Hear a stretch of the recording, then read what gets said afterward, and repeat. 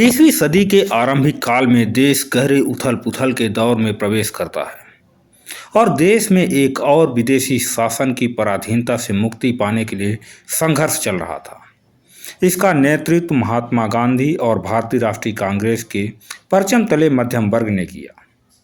दूसरी ओर देश में हिंदू धर्म की वर्ण व्यवस्था और इसके संस्कारों में शामिल दलित वंचितों की मुक्ति के प्रयास भी जारी थे।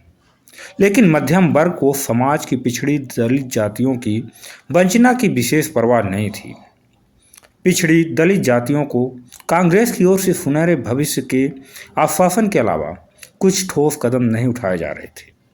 तब इस उदासीनता और सामाजिक पराधीनता से संघर्ष का दायित्व दलित, पिछड़े और गैर ब्राह्मण नेताओं ने उठाया और इसमें पेरियार ईवी रामास्वामी नायकर महत्वपूर्ण नेता के रूप में उभरते हैं। वे कांग्रेस की राजनीति से निराश होकर गैर ब्राह्मण राजनीतिक धारा की ओर उन्मुख होते हैं और फिर इस क्षीण धारा को उन्होंने आंदोलन का रूप दे दिया और फिर समाज के दलित पिछड़े समुदाय को सम्मान से जीने और समाज में बराबर के अधिकार पाने का रास्ता सफलतापूर्वक दिखाया। दोस्तों नमस्कार, मेरा नाम है संजीव और आप देख रहे हैं हमारा चैनल हिस्ट्री द लैंड। दोस्तों आज हम बताएंगे आपको कि एक संपन्न व्यापारी और ब्राह्मण परिवार का लड़का कैसे गरीबों का मसीहा बन बैठा। तो चलिए शुरू करते हैं। पेरियार का जन्म 17 सितंबर 1879 को तमिलनाडु के कोयम्बटूर जिले के ईरोड नामक कस्बे में एक संपन्न हिंदू परिवार में हुआ। उनके पिता वेंकट नायकर कस्बे के एक नामी व्यापारी और उच्च कुलीन ब्राह्मण थे और माता चिन्नम्मा गृहस्थ महिला थी।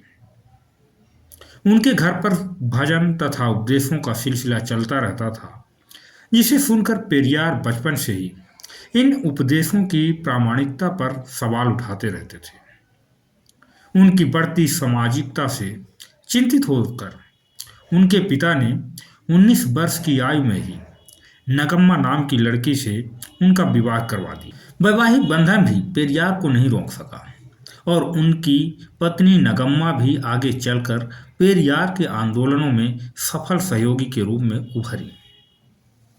उनके मन में एक बार तीर्थ यात्रा करने का विचार आया तो उन्होंने सन 1905 में बनारस की तीर्थ यात्रा करने का विचार किया।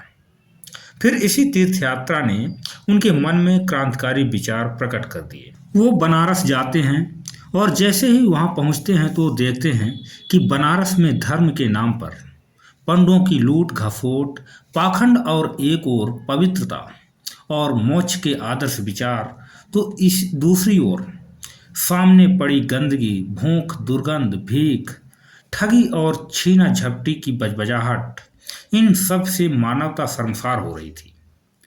तब पेरियार ने इस बात से एहसास किया कि ऐसे स्थान जहां मानव जाति के पतन का उत्कृष्ट रूप दिखाई देता हो, वहां ऐसी या आध्यात्मिक और पवित्रता की बातें करना बेईमानी है। सारे कष्ट झेलते हुए भटकते हुए पेरियार का बुरा हाल हो चुका था। तभी घूमते हुए सामने ब्राह्मणों की एक पाकशाला से स्वादिष्ट भोजन की महक आती है और उसी महक ने पेरियार को पाकशाला के भीतर खींच लाई। वे ब्राह्मणों की पंगत में बैठ गए, लेकिन मूंछों के कारण उन्हें पहचान लिया गया और उन्हें गाली देकर, धक्का देकर बाहर निकाल दिया गया। अपमान का दंश भूख की आग के सामने टिक नहीं सका और वे बाहर फेंके हुए बेकार खाना से ही अपनी भूख मिटाने लगते हैं। तभी उनकी नज़र एक पाकशाला के बोर्ड पर गई, जिस पर इसको बनवाने वाले अब उनके अपने सजाती भाई का नाम चमक रहा था। तभी पेरियार के हाथ रुक गए और चेतना वापस आई और भूख मर गई। और फिर इसके साथ ही बचपन से अंदर ठूंस कर भरा हुआ हिंदू धर्म भी मर गया। फिर तर्क और विवेक के साथ नए पेरियार का उदय हुआ और अपार वैभव में पले बढ़े। पेरियार को कट्टरता के भयानक परिणामों को देखकर उनके मन में हिंदू रूढ़िवाद के प्रति आक्रोश उत्पन्न होने लगा था।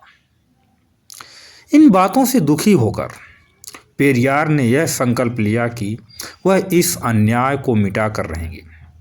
पेरियार के इस निर्णय से ब्राह्मणों के एक बड़े वर्ग में खलबली मच गई और वे पेरियार को ब्राह्मण विरोधी व नास्तिक करार देने लगे। दोस्तों, आज के दिन बस इतना ही।